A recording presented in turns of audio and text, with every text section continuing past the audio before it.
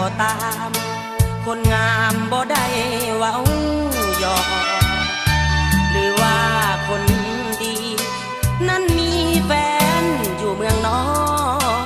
น้องเอ๋ยขอจงได้บอกอย่าหลอกให้ซ้ำอีกเลยเพียงเท่านี้มีอย่างเว้ากันก็ได้อ้ายนี้เป็นคนใจง่ายคือใจมอบให้หมดเลยจะเป็นกายใจยินดีให้น้องเสยถ้าแนมหักจริงน้องเอ่ยอย่ามัวเสยอยู่คนงามถ้าน้องได้อายควรใจนับว่าเป็นโศกน้องเอ๋ยบ่ต้องน้อยอกตกใจดอกนาน้องนาเว้าเรื่องความซ้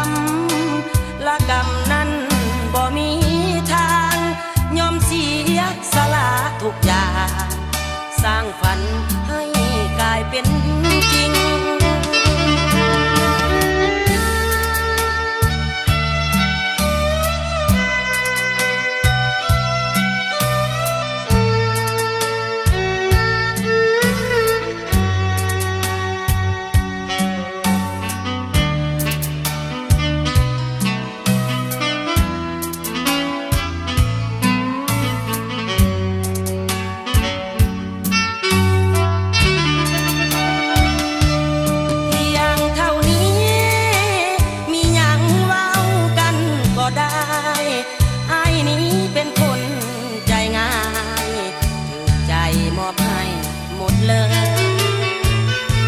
จะเป็น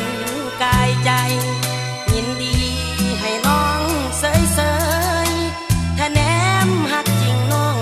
เอ่ยอย่ามัวเสย